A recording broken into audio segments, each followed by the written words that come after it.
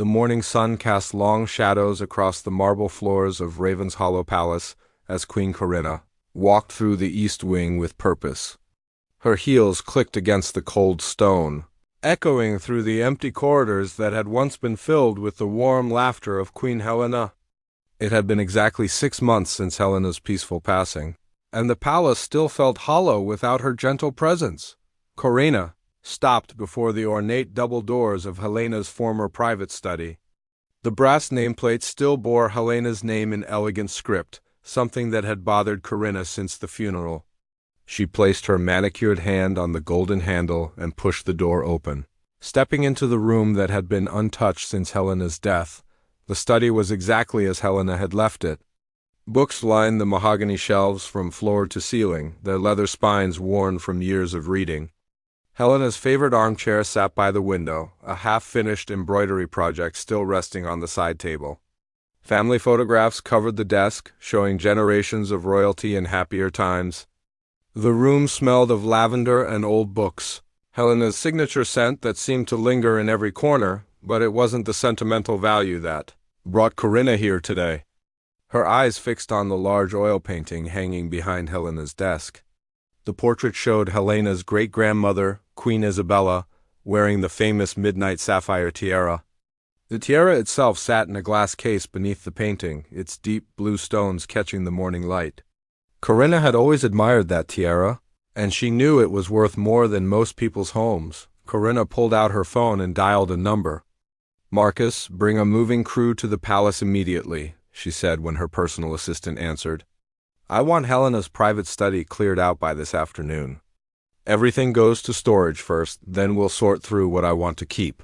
She ended the call and walked around the room, mentally cataloging the valuable items. The antique desk was a gift from a foreign dignitary. The Persian rug beneath her feet was centuries old. Even the leather-bound books were first editions, some signed by their authors. Helena had been a collector of beautiful things, and now those things belonged to no one, or rather, they belonged to whoever was bold enough to claim them. Corinna had married into the royal family 5 years ago when she wed Prince Edmund, Helena's youngest son. The marriage had been more strategic than romantic, uniting two powerful families for mutual benefit. Helena had been polite but distant, never quite warming to Corinna despite her efforts to fit in. Now, with Helena gone and Edmund traveling abroad on diplomatic missions, Corinna saw an opportunity to finally make her mark on the palace. The sound of footsteps in the corridor made Corinna turn toward the door. Captain James Morrison, the head of the RoyalGuard, appeared in the doorway. His tall frame filled the entrance, and his stern expression made it clear he wasn't happy to find her there. "Your Majesty," James said with a slight bow, though his tone was cool. "I wasn't aware you had permission to access Queen Helena's private chambers." Corinna lifted her chin, adopting the regal pose she had practiced countless times in the mirror. "I don't need permission, Captain Morrison. I am the Queen now, and these rooms will serve my family better than sitting empty as a shrine." James stepped into the room, his military bearing evident in every movement. He had served the royal family for 15 years, starting as a young guard and working his way up through dedication and unwavering loyalty. Helena had trusted him completely, often calling him her most reliable protector. His duty had always been clear: protect the royal family and their legacy. Queen Helena's will specified that her personal belongings should remain untouched for 1 year, James said carefully. The royal solicitor was very clear about this condition. Corinna waved her hand dismissively. "Legal technicalities. Helena is gone, and the family needs to move forward. My children need space to grow up properly in this palace, not tiptoe around dusty old rooms filled with memories." She walked to the glass case containing the midnight sapphire tiara and ran her finger along the edge. "This tiara, for instance. It's doing no good sitting here gathering dust. My daughter Charlotte is turning 16 next month. This would make a perfect gift for her coming-of-age celebration." James felt a cold anger building in his chest. He had watched Helena wear that tiara at state functions, had seen the pride in her eyes when she spoke of its history. The tiara had been in the royal family for over 200 years, passed down from queen to queen. It represented tradition, heritage, and continuity. To Corinna, it was just expensive jewelry. The tiara has specific inheritance laws governing it, James said, his voice steady despite his growing frustration. It cannot be freely given as a gift. Corinna turned to face him fully, her eyes flashing with irritation. Captain Morrison, I appreciate your dedication to protocol, but you seem to forget who you're speaking to. I am the queen of this realm, and I will decide what happens to the royal collection. The tension in the room grew thick as the two strong-willed individuals stared at each other. James had faced down enemy soldiers and political threats, but this was different. This was about protecting Helena's memory and the integrity of the crown itself. He had made a promise to Helena on her deathbed to guard not just the royal family, but their values and traditions. I served Queen Helena for many years, James said quietly. She trusted me to protect what mattered most to her. I intend to honor that trust. Corinna's expression hardened. She had expected some resistance, but she hadn't anticipated such direct defiance from a mere guard captain. In her mind, the royal staff existed to serve her wishes, not question her authority. The fact that this man was challenging her in what she considered her own domain felt like a personal insult. Very well, Captain, she said, her voice turning ice cold. We'll see how much your loyalty to a dead queen matters when faced with the reality of serving a living one. My moving crew will arrive this afternoon, and they will have full access to these rooms. I suggest you don't interfere. James remained silent, but his jaw tightened. He watched as Corinna swept out of the room, her elegant dress trailing behind her like a storm cloud. As the sound of her footsteps faded down the corridor, James looked around Helena's study one more time. He could almost feel her presence in the room, could hear her gentle voice reminding him that sometimes doing the right thing required courage. He pulled out his radio and called his second-in-command. Lieutenant Harris, I need you to meet me in Queen Helena's study immediately. We have a situation developing. The battle for Helena's legacy was about to begin. Lieutenant Sarah Harris arrived at Queen Helena's study within minutes of James's call. She found him standing by the window, looking out at the palace gardens where Helena used to take her morning walks. Sarah had been James's second-in-command for 3 years, and she could read his moods better than anyone else on the guard detail. What's the situation, Captain? Sarah asked, closing the study door behind her. James turned from the window, his expression grim. Queen Corinna plans to clear out this entire room this afternoon. She's claiming everything for herself and her family, including items that are legally protected under Queen Helena's will. Sarah's eyebrows rose in surprise. She had always found Corinna to be ambitious and somewhat cold, but this seemed brazenly disrespectful. What exactly is she after? Everything, by the looks of it, James replied, gesturing around the room. But she specifically mentioned the midnight sapphire tiara for her daughter's birthday. That tiara is governed by the Royal Heritage Act. It can't be given away as a personal gift. Sarah walked to the glass case and studied the magnificent tiara. Its deep blue sapphires seemed to glow with an inner fire, and the intricate platinum setting spoke of master craftsmanship from a bygone era. She had often seen Queen Helena wear it during state dinners, carrying herself with such grace that the tiara seemed to belong nowhere else. Have you contacted the royal solicitor? Sarah asked. That's our next step, James said. But I'm concerned about the immediate situation. Corinna mentioned a moving crew coming this afternoon. Once they start removing items, it becomes much harder to track what's been taken and where it's gone. Sarah nodded, understanding the gravity of the situation. Royal artifacts had a way of disappearing into private collections, never to be seen again. The royal family's history was literally being stored in this room, and losing even small pieces of it would be a tragedy. What are your orders, Captain? James was quiet for a moment, weighing his options carefully. As head of the RoyalGuard, his primary duty was to protect the royal family, but that included protecting them from making catastrophic mistakes. He had sworn an oath to serve the crown, not necessarily whoever wore it at any given moment. Postguards at all entrances to this wing, he decided. No one enters or removes anything without proper authorization. Contact Royal Solicitor Williams immediately and request an emergency review of Queen Helena's will. And Sarah? He looked at her seriously. This stays between us for now. I don't want this becoming palace gossip. Sarah saluted and headed for the door, but James called her back. There's something else, he said.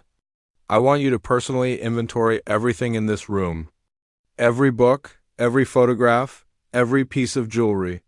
If items start disappearing, I want to know exactly what's missing. After Sarah left, James remained in the study, trying to think through all the possible consequences of his actions. He was essentially defying the current queen's direct orders, which could easily cost him his position or worse. But every time he looked at Helena's photographs or touched one of her beloved books, he remembered her final words to him. She had been in her hospital bed, weak from her illness, but still sharp as ever. James, she had whispered, promise me you'll protect what we've built here. Not just the buildings or the jewels, but the meaning behind them. Don't let anyone turn this palace into just another wealthy person's mansion. He had promised. And he intended to keep that promise no matter what it cost him. Meanwhile, in another wing of the palace, Corinna was on the phone with her sister Victoria, who lived in Switzerland with her investment banker husband.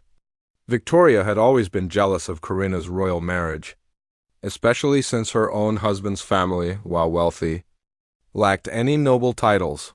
The tiara alone is worth at least £2 million, Corinna was saying, pacing around her private sitting room. And that's just one piece. Helena hoarded so many beautiful things in that study. My children deserve to inherit something meaningful from their time in this palace. Victoria's voice crackled through the expensive phone system. Are you sure this is wise, Corinna? The British press loves a royal scandal, and taking a dead queen's jewelry might not look good in the headlines. Corinna paused her pacing. She hadn't considered the press angle, but she quickly dismissed the concern. The media doesn't need to know the details.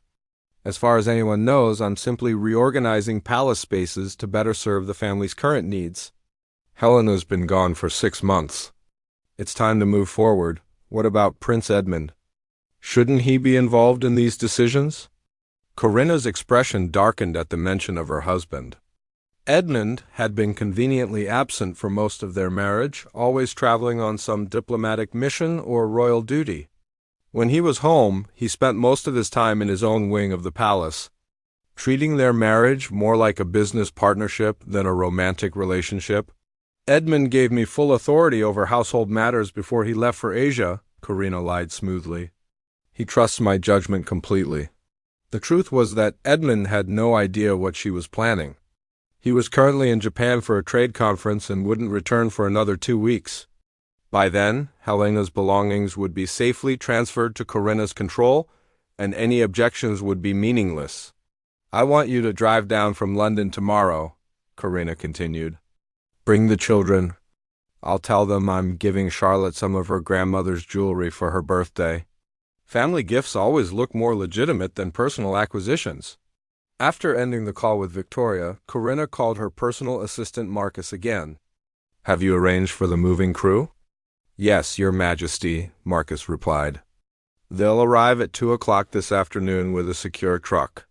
I've also arranged for temporary storage at the facility you specified. Perfect. Make sure they understand this is to be handled discreetly. No photographs, no social media, no gossip. These are valuable family heirlooms being relocated for conservation purposes. Marcus hesitated before speaking again. Your Majesty, I should mention that I received a call from Captain Morrison's office. They've requested documentation authorizing the removal of items from Queen Helena's private chambers. Corinna felt a flash of anger. She had hoped the guard captain would simply accept her authority and step aside, but clearly he intended to make this difficult. Tell them the authorization comes directly from me as queen. That should be sufficient. Captain Morrison specifically requested written authorization from either the royal solicitor or Prince Edmund himself, Marcus said carefully. Corinna's grip tightened on her phone.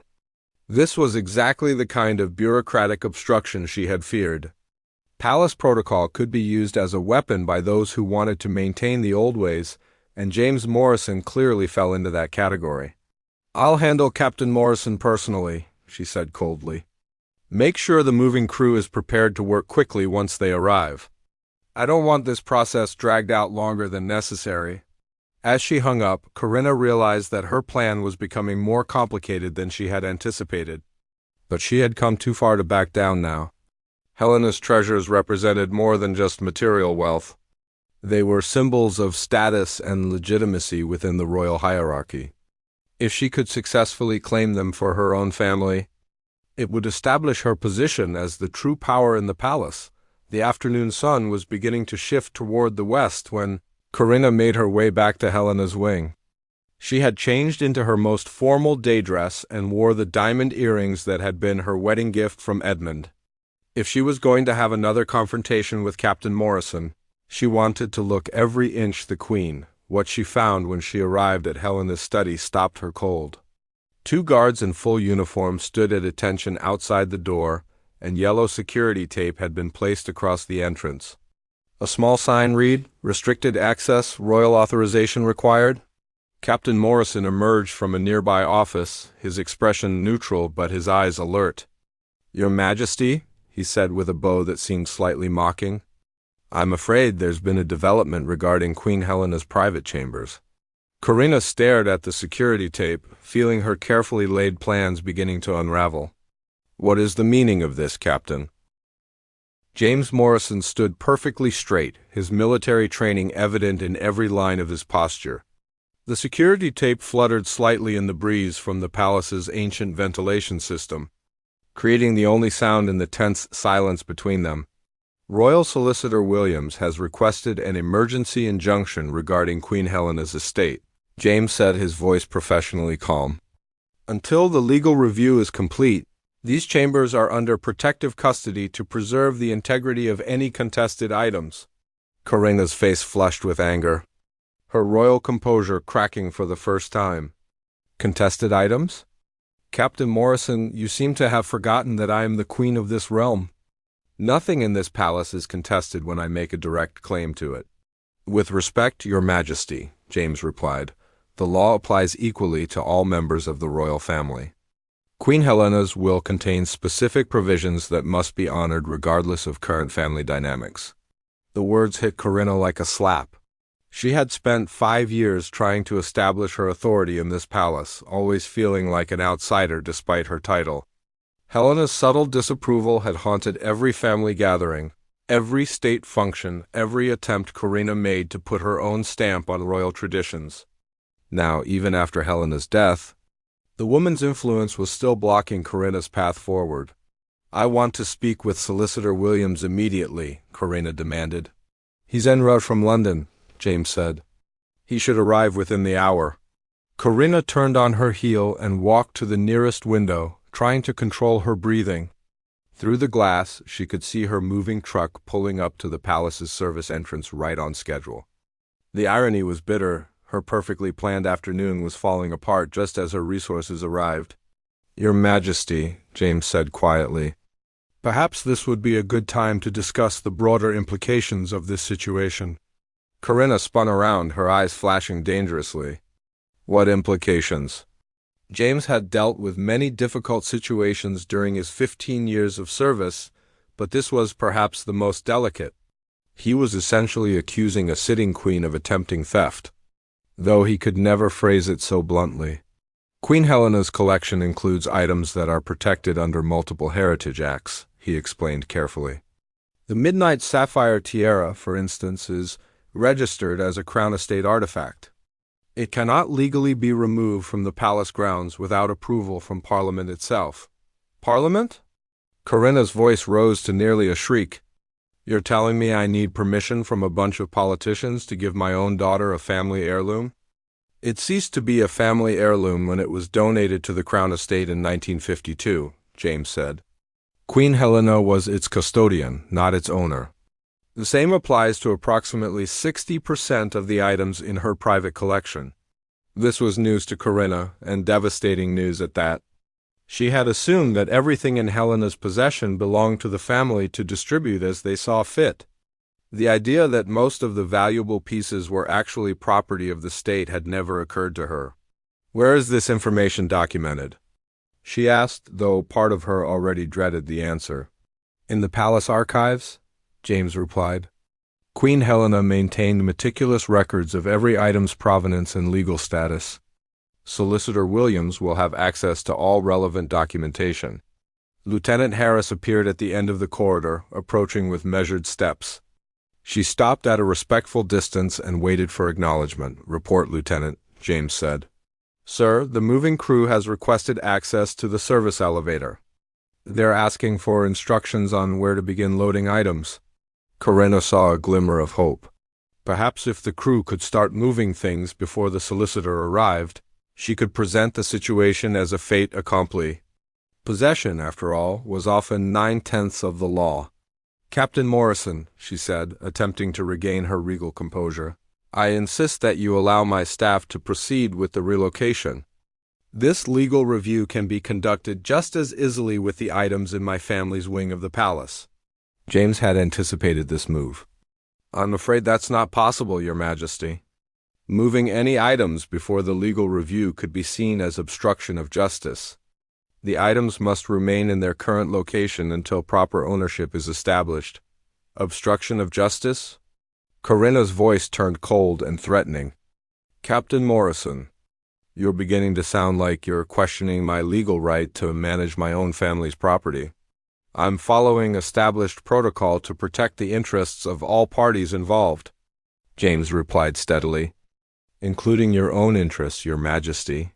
This last comment confused Corinna. "What do you mean by that?" James glanced at Lieutenant Harris, who gave him an almost imperceptible nod of encouragement. "Your Majesty, if you were to remove protected artifacts without proper authorization, it could result in criminal charges. I'm trying to prevent a situation that could damage the monarchy itself." The weight of this statement settled over Corinna like a heavy blanket. She had been so focused on claiming what she saw as rightfully hers that she hadn't considered the legal ramifications of her actions. The thought of facing criminal charges as a sitting queen was almost unthinkable, but James's serious expression suggested he wasn't bluffing. "How long will this review process take?" she asked, her voice noticeably quieter. "It depends on how many items are involved and how complex their legal status proves to be," James answered. Solicitor Williams estimated it could take anywhere from a few days to several weeks. Several weeks?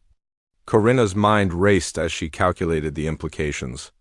Edmund would be back from Asia in 2 weeks, and she had hoped to present him with accomplished facts rather than ongoing drama. Her sister Victoria was already driving down from London with the children, expecting to participate in what was supposed to be a simple family redistribution of inheritance. "Lieutenant Harris," Corinna said suddenly, "please inform the moving crew that their services will not be needed today. Tell them they'll be compensated for their time." "Yes, Your Majesty," Harris replied, clearly relieved to have a straightforward order to follow as Harris walked away to handle the moving crew. Corinna found herself alone with James Morrison once again. The corridor seemed to stretch endlessly in both directions, lined with portraits of previous royal family members who seemed to be watching the confrontation with painted eyes. "Captain Morrison," Corinna said finally, "you realize this situation puts us at odds with each other." "That was never my intention, Your Majesty," James replied. "My duty is to protect the royal family and its legacy. Sometimes that means protecting family members from making decisions they might later regret." There was something in his tone that suggested he knew more about the situation than he was letting on. Corinna studied his face, looking for clues about what other obstacles might be waiting for her. "What aren't you telling me, Captain?" James hesitated for a moment, weighing how much information he should reveal. "Your Majesty," Queen Helena left detailed instructions about her estate that go beyond the formal will. She anticipated that there might be ... disagreements ... about how her belongings should be handled. What kind of instructions?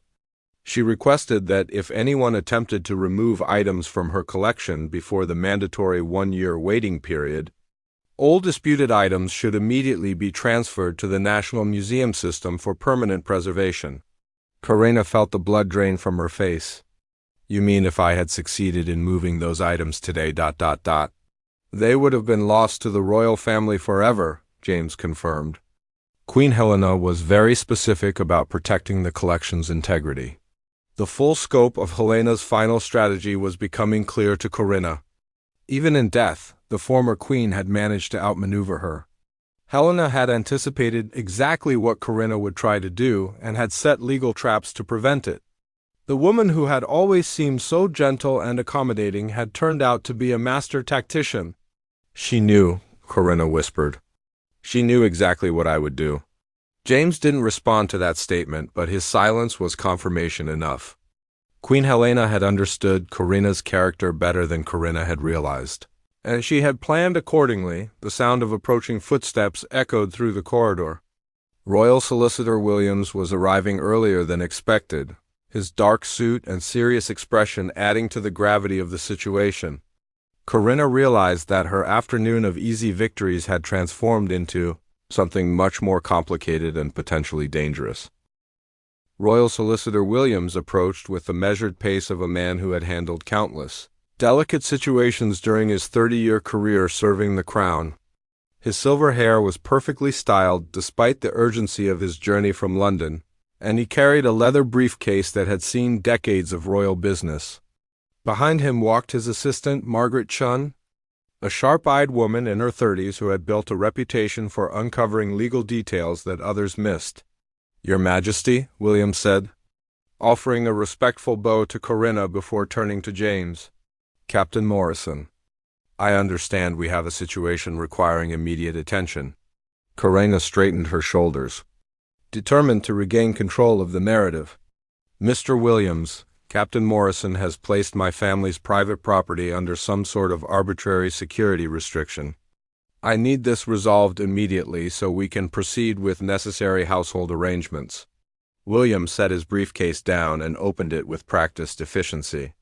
"Your Majesty, I've spent the drive reviewing Queen Helena's complete estate documentation.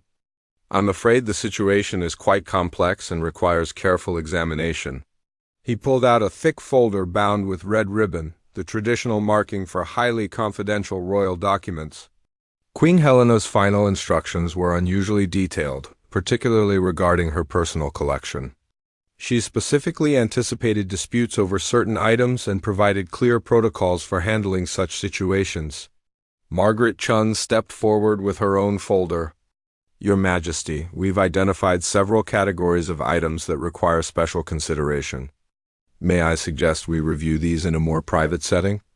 Corinna glanced at the guards still stationed outside Helena's study and realized that their conversation was attracting attention from palace staff. Word would spread quickly through the servants' quarters, and she didn't want this dispute to become common gossip. "We'll use the blue drawing room," she decided. "Captain Morrison, your presence is required." The blue drawing room was one of the palace's more formal spaces, typically reserved for receiving foreign dignitaries. Its walls were covered in silk damask, and portraits of previous monarchs gazed down from ornate frames. Corinna chose a seat at the head of the mahogany conference table, a subtle assertion of her authority. Williams arranged his documents with methodical precision while Margaret Chun prepared her laptop. James Morrison remained standing, his military bearing unchanged despite the shift to more comfortable surroundings. "Your Majesty," Williams began, "Queen Helena's estate is governed by 3 separate legal frameworks. First, her personal will, which addresses items she owned outright. Second, the Royal Heritage Act, which covers items belonging to the Crown estate. And third, a private trust she established specifically for certain sentimental pieces." Corinna felt a growing sense of unease. "How many items are we discussing?" Margaret Chun consulted her laptop screen. "Approximately 437 individual pieces, ranging from jewelry and artwork to books and personal letters. Of these, roughly 60% are protected under heritage laws, 30% belong to the private trust, and only 10% are freely disposable under her personal will." The mathematics were devastating. Corinna had expected to claim hundreds of valuable items, but only a small fraction were actually available for family distribution. What about the midnight sapphire tiara specifically? Corinna asked. Williams flipped through several pages before finding the relevant entry. The tiara is registered as Crown Estate property, donated by Queen Isabella in 1952 with the specific provision that it remain in the palace collection in perpetuity. It cannot be gifted, sold, or removed from royal custody under any circumstances. Corinna's dreams of presenting the magnificent tiara to her daughter Charlotte crumbled instantly. Are there any significant pieces that can be distributed to family members? Margaret Chun pulled up another screen. The private trust contains several items designated for specific recipients. Your daughter Charlotte is named as the eventual recipient of Queen Helena's pearl necklace and matching earrings, but only upon reaching age 25. Your son William is designated to receive Queen Helena's collection of first edition poetry books, also upon reaching 25. Upon reaching 25? Corinna's voice rose in frustration.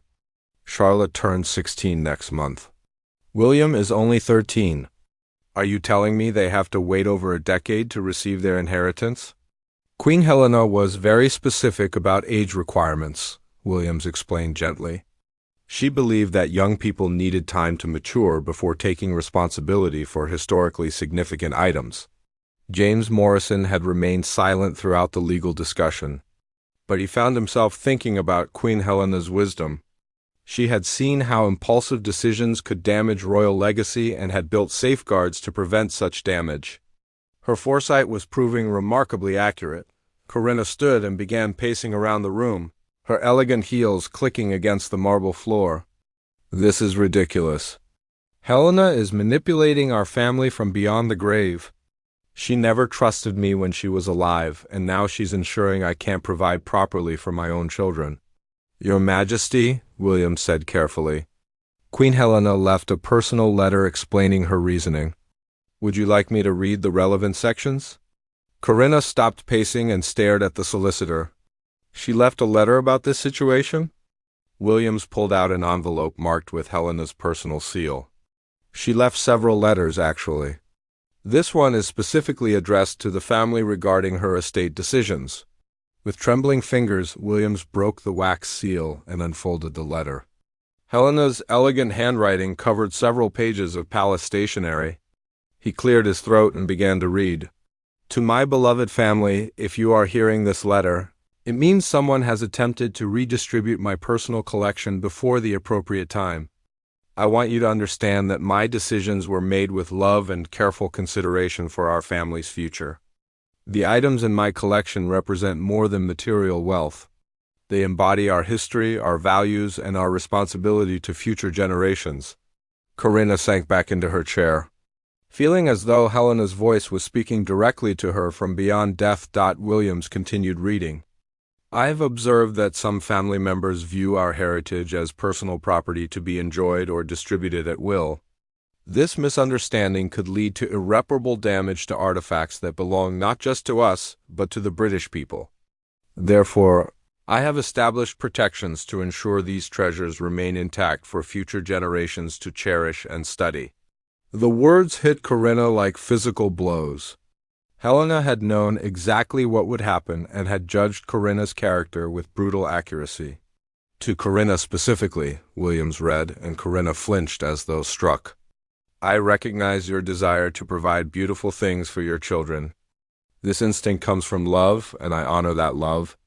However, the greatest gift we can give our children is not material wealth, but an understanding of their place in a larger story. Charlotte and William will receive their designated inheritances when they are old enough to appreciate their historical significance and handle them responsibly, Margaret. Jen watched Corinna's face carefully, noting the complex emotions playing across the Queen's features. Anger, embarrassment, and something that might have been grief were all visible in her expression. Williams turned to the final page. I have asked Captain Morrison to serve as guardian of this collection because I trust his judgment and his commitment to our family's legacy. He has my complete authority to prevent any actions that might damage or disperse these irreplaceable artifacts. I hope my family will understand that love sometimes requires saying no to immediate desires in service of longer-term wisdom. The room fell silent as Williams folded the letter and returned it to its envelope. Corinna stared at the table, processing the full scope of Helena's final message. The former queen had anticipated every move Corinna might make and had, countered each possibility with legal precision and moral authority. Is there any way to contest these arrangements? Asked quietly, Williams and Margaret Chun exchanged glances. Your Majesty. Challenging Queen Helena's estate would require proving either legal incompetence or undue influence at the time the will was executed. Given her mental clarity right up until her death and the involvement of multiple independent legal witnesses, such a challenge would be extremely unlikely to succeed. James Morrison spoke for the first time since entering the room. Your Majesty, Queen Helena also included provisions for additional family gifts that might better serve your immediate needs. Corinna looked up with a flicker of hope. What kind of provisions? Williams flipped to another section of his documentation. She established a separate fund for family celebrations and milestones. Charlotte's 16th birthday is specifically mentioned, with authorization for commissioning a custom piece of jewelry from the royal jewelers. The budget allocation is quite generous. It wasn't the historic tiara Corinna had wanted, but it offered a path forward that didn't involve legal battles or public embarrassment. She was beginning to realize that Helena's seemingly restrictive will actually contained several escape routes for family members who were willing to work within its framework rather than fight against. Margaret Chen opened another file on her laptop and pulled up a detailed spreadsheet. The Family Celebration Fund requires approval from 3 parties: the royal solicitor, the head of the RoyalGuard, and the current reigning family member. In this case, that would be yourself, Your Majesty, Captain Morrison, and myself representing the legal office. Corinna felt a mix of relief and resentment. Helena had created a system that allowed for family gifts while ensuring that multiple people had to agree on the appropriateness of each request. It was both generous and controlling, typical of Helena's complex approach to family relationships. What are the specific parameters for Charlotte's birthday allocation? Corinna asked. Williams consulted his documents.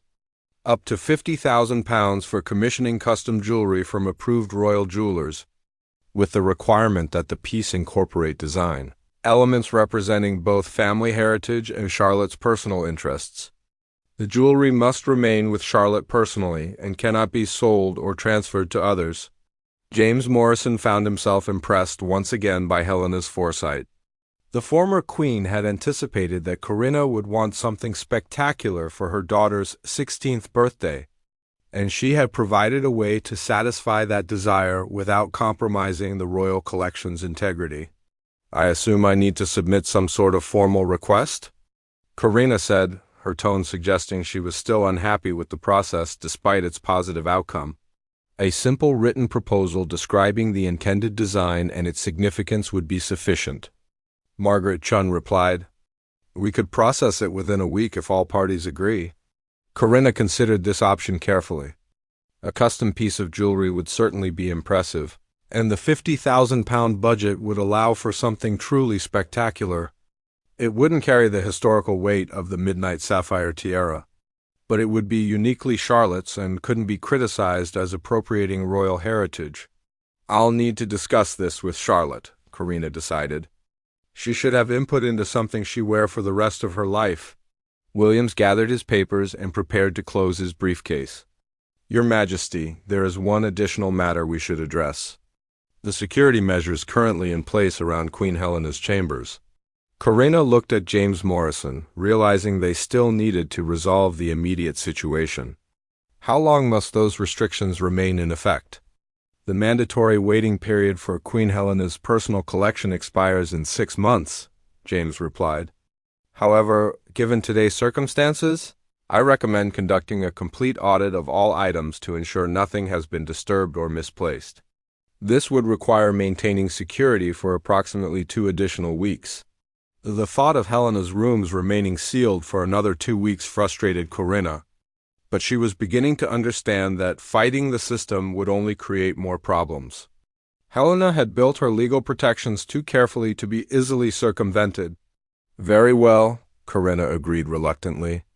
But I want a complete inventory of everything that will eventually be available for family distribution. I don't want any more surprises 6 months from now. Margaret Chun nodded enthusiastically.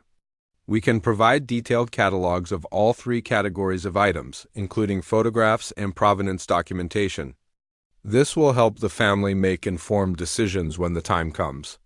As the meeting began to wind down, James Morrison felt a combination of relief and continued concern. The immediate crisis had been resolved without anyone taking actions they would later regret.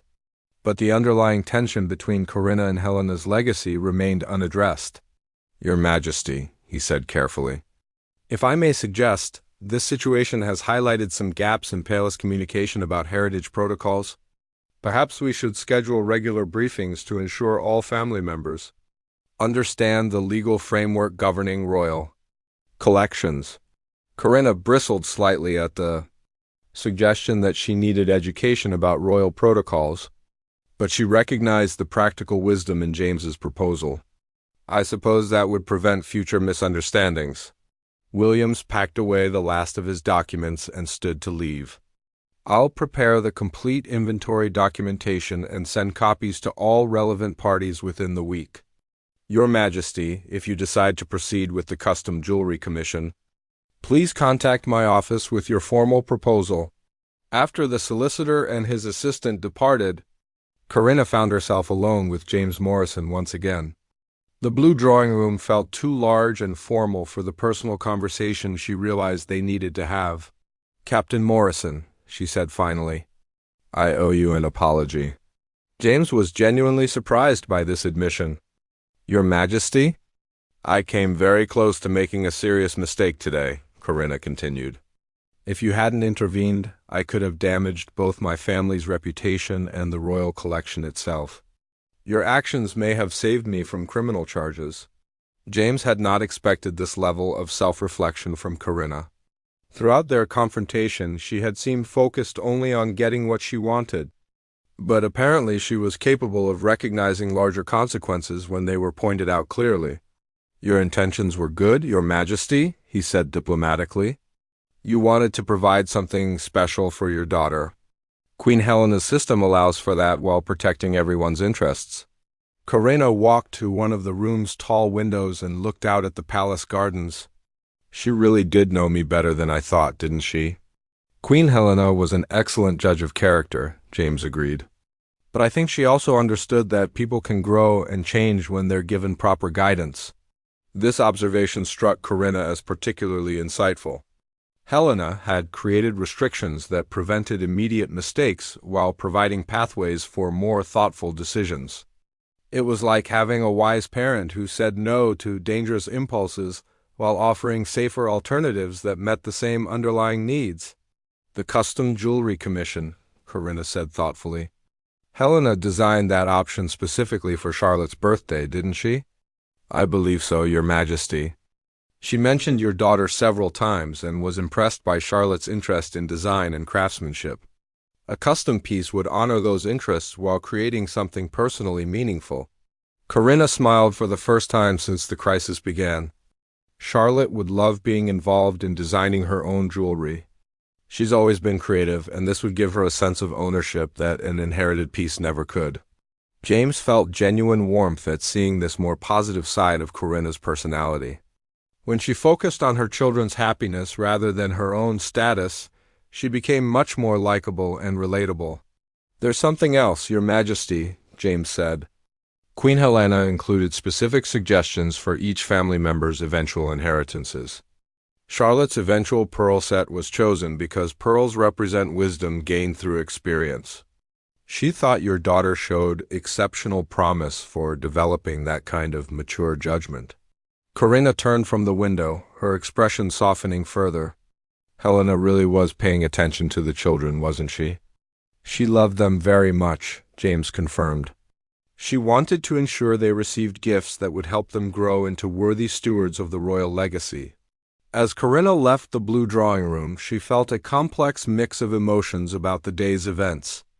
Her plan to claim Helena's collection had failed completely, but she was beginning to see that Helena's alternative approach might actually serve her family better in the long run. Custom jewelry for Charlotte would create positive memories and media coverage, while inherited pieces would come with historical weight that might feel burdensome to a teenager, walking back toward her own wing of the palace. Corinna passed Helena's sealed study once more. The security tape and guards were still in place, but they no longer felt like personal insults. Instead, they represented protection for treasures that would eventually benefit her children and grandchildren. When they were ready to appreciate such responsibilities, she pulled out her phone and called her sister Victoria, who was probably already on the road from London. "Victoria, there's been a change of plans," Corinna said when her sister answered. "We're not redistributing Helena's collection after all, but we are planning something much more special for Charlotte's birthday. I'll explain everything when you arrive." As she ended the call, Corinna realized that for the first time since Helena's death, she felt like she was making decisions the former queen might actually approve of. It was a strange but comforting feeling, as though Helena's guidance was still available to those willing to listen carefully enough to hear it. 2 weeks later, the palace buzzed with unusual energy as preparations for Charlotte's 16th birthday celebration reached their peak.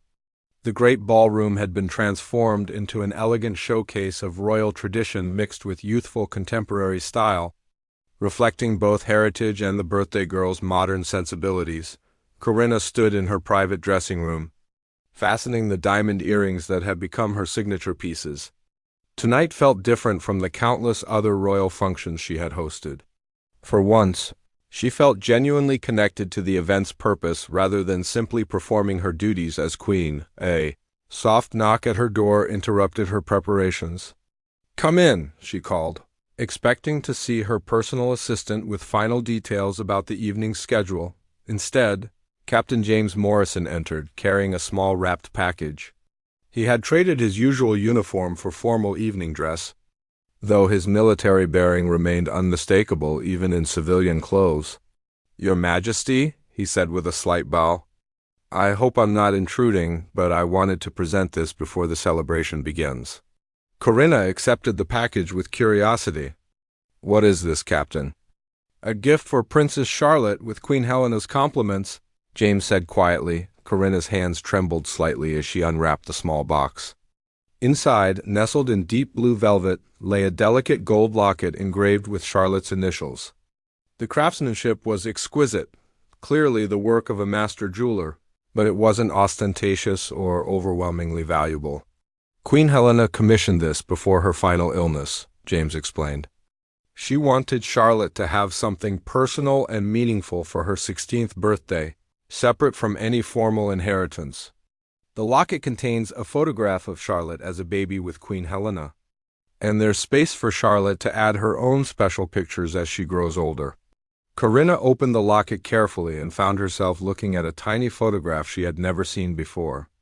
It showed Helena holding infant Charlotte in the palace gardens, both of them bathed in golden afternoon sunlight.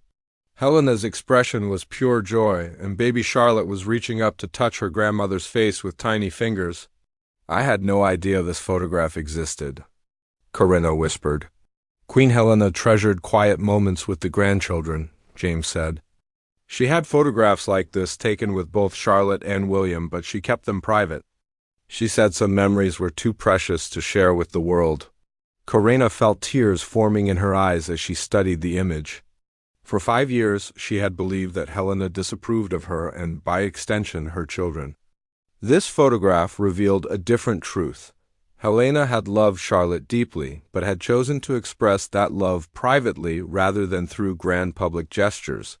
"There's a note as well," James added, pulling a small envelope from his pocket. The envelope was addressed to Charlotte in Helena's distinctive handwriting. Corinna opened it carefully and read the contents silently, her expression softening with each line. "My dearest Charlotte," the note began, "by the time you read this, I will be gone, but my love for you will remain forever. You are growing into a remarkable young woman with intelligence, creativity, and kindness that fill me with pride. This locket is meant to remind you that you carry our family's best traditions within your heart. Add your own adventures to its story, and remember that every generation has the opportunity to improve upon what came before. Your loving grandmother, Helena. Corinna closed the note and stood quietly for a moment, processing this final gift from her late mother-in-law. Helena had managed to communicate more warmth and acceptance in this simple gesture than she had ever expressed directly to Corinna during their years together. "Captain Morrison," Corinna said finally, "thank you for ensuring this reached Charlotte tonight." Helena's timing was perfect as always. James smiled slightly. She had a gift for understanding what people needed, even when they didn't know they needed it themselves. This observation hit close to home for Corinna, who was still processing how dramatically her perspective on Helena had changed over the past 2 weeks. The crisis over the royal collection had forced her to see Helena's protective instincts as wisdom rather than control. "I should prepare to present this to Charlotte," Corinna said, carefully placing the locket back in its box. She'd be deeply moved by this gift. As James turned to leave, Corinna called him back. "Captain, I want you to know that I've learned something important from recent events. Helena wasn't trying to exclude me from family traditions. She was trying to ensure I understood them well enough to protect them. Queen Helena always hoped that understanding would develop over time." James replied diplomatically. "I think it has," Corinna said with genuine conviction. "And I hope tonight will be the beginning of a new chapter for our family." The birthday celebration that evening was indeed memorable, though for reasons quite different from what Corinna had originally planned. Charlotte's custom-designed necklace, created in collaboration with the royal jewelers, was stunning in its elegant simplicity. The 16-year-old princess had worked with the craftsman to create a piece that incorporated both family symbols and her own artistic vision, resulting in something that was both traditionally royal and personally meaningful. When Corinna presented Helena's surprise locket during the gift-giving ceremony, Charlotte burst into tears of joy. The young princess had been too young when Helena died to fully understand her loss, but receiving this tangible expression of her grandmother's love helped her feel connected to family history. In a way she had never experienced before, Prince Edmund had returned from his diplomatic mission just in time for the celebration, and he was visibly moved by both the custom necklace and Helena's posthumous gift. For the first time in months, the family felt united around positive traditions rather than divided by conflicts over material possessions.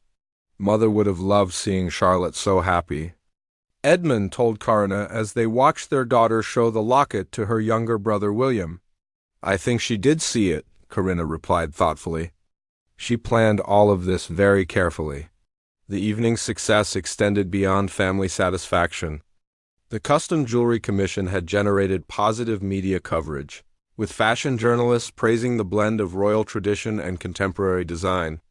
Charlotte's obvious delight with both gifts created heartwarming photographs that appeared in newspapers around the world, reinforcing the royal family's image as loving parents who valued both heritage and their children's individual personalities. Later that night, after the last guests had departed, Corinna found herself back in the blue drawing room where the legal crisis had been resolved.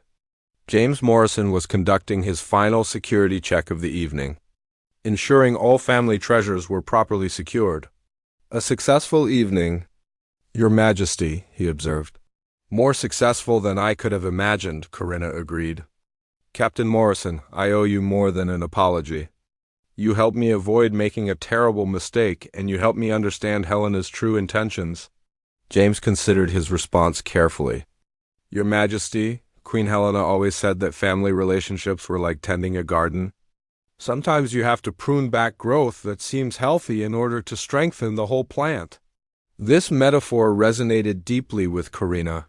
Her aggressive attempt to claim Helena's collection had been like aggressive pruning. It might have provided immediate gratification, but it would have damaged the family's long-term health. "I want to propose something," Corinna said suddenly. "Those regular briefings you suggested about heritage protocols, I'd like to expand that concept." What if we created a family council that meets quarterly to discuss how to best honor our traditions while adapting to contemporary needs? James was intrigued by this proposal. What would such a council include? Family members, certainly, but also advisors like yourself and Solicitor Williams. People who understand both the legal requirements and the underlying values we're trying to preserve. Corinna was warming to the idea as she spoke. We could review upcoming family milestones, discuss appropriate ways to celebrate them, and ensure everyone understands the options available within Helena's framework. Queen Helena would have loved that idea, James said with genuine enthusiasm. She always believed that good communication prevented most family conflicts. As Corinna made her way back to her private quarters, she reflected on how much her life had changed in just 2 weeks. She had begun this period feeling frustrated by Helena's posthumous control over the family's treasures. She was ending it with genuine appreciation for Helena's wisdom and a clearer understanding of her own role as a protector of royal heritage. The Custom Necklace Commission had taught her that creating new traditions could be just as meaningful as inheriting old ones. Helena's surprise locket had shown her that love could be expressed through thoughtful planning rather than grand gestures. Most importantly, the entire experience had revealed that working within established systems often produced better results than fighting against them. Walking past Helena's study one final time, Corinna noticed that the security tape had been removed earlier that day. The inventory process was complete, and the rooms would soon be open for the family to visit whenever they wished to feel close to Helena's memory, but Corinna realized she knew